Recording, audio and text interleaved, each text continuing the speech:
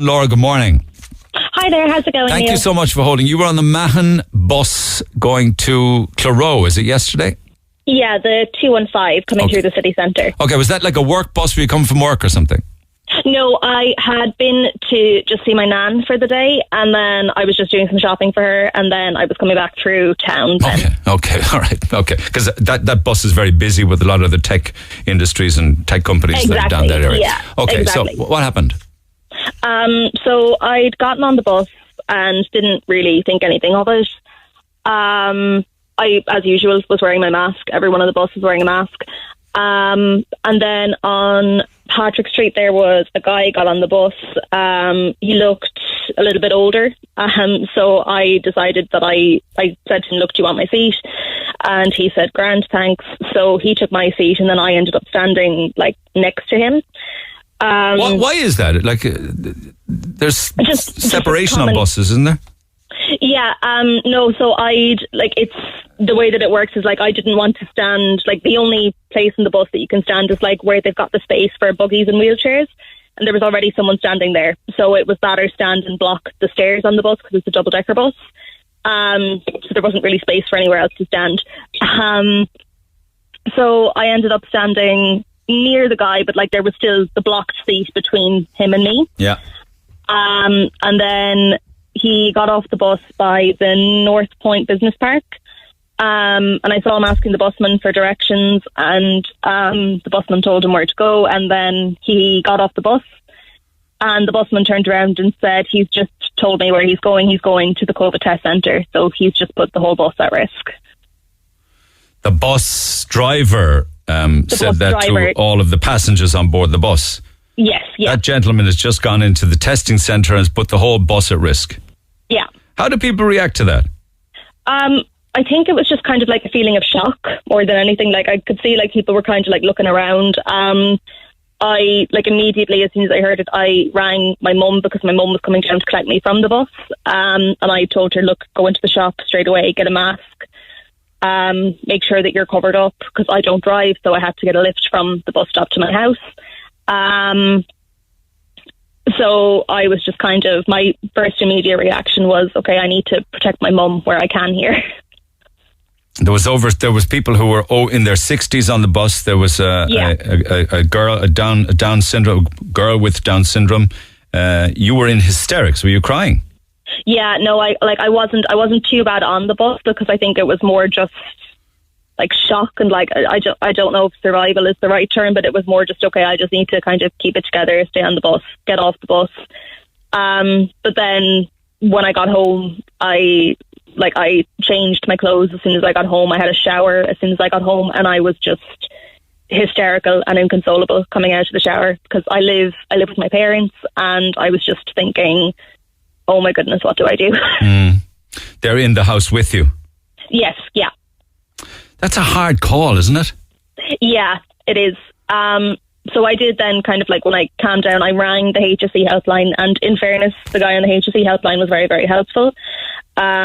He said that he didn't feel there was a need for me to self-isolate, but that I just have to monitor myself for symptoms for the next, 14 days, the general period, and just see how it goes. Yeah, that's his opinion. He can't say with any certainty. He's just exactly, yeah. Yeah. Do you think that advice is accurate? I don't know, to be honest. I mean, I know myself. I will be restricting my own movements. It does mean that if I can't, if the HSE hasn't told me that I need to self-isolate, I know it means that I won't, in terms of getting a sick cert for work, I won't be able to do that. I will still. Yeah. Why did a bus driver allow somebody to get on a bus when there was no seat? I don't know. I honestly don't know. I think I know just from looking at the bus in general, I think there's something about in the new COVID signage that they can. It's something about reduced seating and standing capabilities. Oh, so there's still standing allowed. I think there is, from what I can see. And are you okay with the bus driver imparting that information? There's a guy going to the test centre. He's put the whole bus in risk. Do you think the bus driver should have said that? I don't know, is the honest answer. In terms of what the HSE told me, and when they had said I didn't need to self-isolate, part of me kind of felt like, okay, I've worried for nothing. But then on the other hand, I was kind of thinking, look, if I was someone of compromised health, or if I was going home to, like, thankfully my parents aren't over 60, so they're not in, like, you know, the bracket where they're in danger. But at the same time, I would have, if I was in that position, I think I would have liked to know. Okay, so I think it depends on the person. In your case, you were happy the bus driver said it. I was. Did the guy get on? Did he look sick? No, he didn't. Okay, so he was going for a test. The chances are he doesn't have COVID. You see, you don't know. Yeah, exactly. Because that was exactly what the guy on the HSE phone had told me. That, like, you know, obviously with the cases going up, particularly in Cork, that it's very likely it was just a suspected contact, and it was, you know, just a precaution that he was being tested for it. But I still just kind of felt, you know, like, I think from day one, people have been saying the danger is that the virus can present asymptomatically, that, you know, you could have it and not know.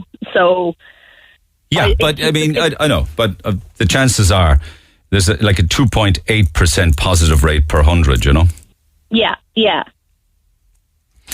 It's just. It would have been an awful lot more worrying if the seating arrangement had been reversed and he got up and let you sit in his seat. Yeah, because then you'd have been touching stuff that he touched, you know.